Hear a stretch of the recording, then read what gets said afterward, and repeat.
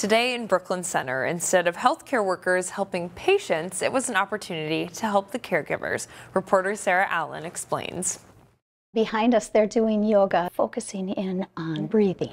It's a troubling fact. There are too few healthcare workers to keep up with the demand in patient care. Just like when you go out to your restaurants and things are a little bit slower because there aren't enough workers, well, that's true in our hospitals and clinics as well.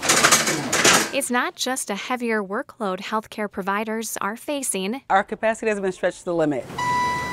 Workers also say they are dealing with violence in the healthcare setting. None of our workers put their uniforms on and go in to do their best work and expect to be hit or verbally assaulted by somebody who is angry about a situation. Which is why today's conference is so important. The conference offers around 30 different sessions for healthcare workers to take part in, all that encourage them to focus on their well-being, something they would tell their patients to do, but not always make a priority for themselves. We want people to know from the moment they walk in, today has nothing to do with their patients. We want them to wholly focus on themselves. Sessions run the gamut. Leafy greens, whole grains. We have sessions on nutritious food. We have an artist here that is focused on self-expressions through painting. We have a session on post-traumatic growth because we know that people have experienced a lot of trauma during these last few years. And I want you to come up with something that you did that you are proud of.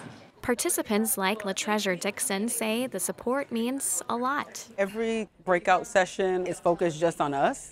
And so it's kind of weird to step back and have that for us. But I want you to know that feelings are not good or bad.